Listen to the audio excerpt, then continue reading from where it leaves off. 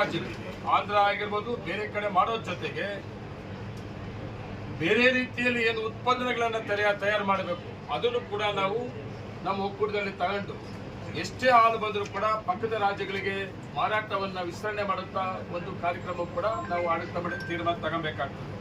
ಆ ಜೊತೆಗೆ ವಿಶೇಷವಾಗಿ ರೈತರಿಗೆ, ಹಾಲು ಉತ್ಪಾದಕರಿಗೆ ಈಗಾಗಲೇ ಕರ್ನಾಟಕ ರಾಜ್ಯದ ನಮ್ಮ ಸರ್ಕಾರದ ಮಂತ್ರಿಗಳಾದ ರಾಜಣ್ಣ ಅವರು ಒಂದು ತೀರ್ಮಾನ ತಗೊಂಡಿದ್ದಾರೆ.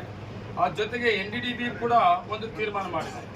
ಕಾಮನ್ ಸಾಫ್ಟ್ವೇರ್ ಅಳವಡಿಸಬೇಕು ಪ್ರತಿಯೊಂದು ಹಾಲು ಉತ್ಪಾದಕರ ಸಹಕಾರ ಸಂಘದಲ್ಲಿ ಅಂತೇಳಿ ಈಗಾಗಲೇ ತೀರ್ಮಾನ ತಗೊಂಡಿರೋದ್ರಿಂದ ನಾವು ಕಡ್ಡಾಯವಾಗಿ ನಾವು ಕಾಮನ್ ಸಾಫ್ಟ್ವೇರ್ ಪ್ರತಿಯೊಂದು ಸಂಘದಲ್ಲಿ ಕೂಡ ನಾವು ಮಾಡಬೇಕಾಗ್ತದೆ. ಅದರಿಂದ ಏನಾಗ್ತದೆ ಅಂದರೆ ಹಾಲು ಉತ್ಪಾದಕರಿಗೆ ಫ್ಯಾಟ್ ಮೇಲೆ ನಾವು ರೇಟ್ ಕೊಡಬಹುದು, ಗುಣಮಟ್ಟದ ತಕ್ಕಂಗೆ ಹಾಲು ರೇಟನ್ನು ಕೊಡಬಹುದು. ಅದು ಅವಾಗ ಏನಾಗ್ತದೆ, ಯಾರು ಒಳ್ಳೆ ಗುಣಮಟ್ಟದ ಹಾಲನ್ನು ಕೊಡ್ತಾರೆ ಆ ಹಾಲಿನ ಮೇಲೆ ಫ್ಯಾಟ್ ಇದ ಮೇಲೆ ರೇಟನ್ನು ನಿಗದಿ ಮಾಡುವಂತ ಅವಕಾಶ ಇರ್ತದೆ. ಅದನ್ನು ಪ್ರಾರಂಭ ಮಾಡಿದ್ದೀವಿ ನಾವು.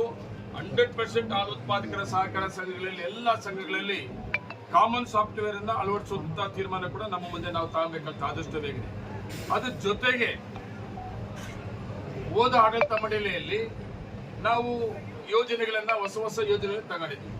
ಸುಮಾರು 40 ವರ್ಷ ಆಯಿತು, 40 ವರ್ಷಕ್ಕಿಂತ ಹೆಚ್ಚಿಗೆ ಆಯಿತು. ಬೆಂಗಳೂರಿಂದ ಕೋಲಾರ ವಿಭಜನೆ ಆಗಿ ಬಂದು ಹೊಸ ಯೋಜನೆಗಳನ್ನು ತಗೊಳ್ಳೋಕ್ಕೆ ಅವಕಾಶ ಸಿಕ್ಕಿರಲಿಲ್ಲ.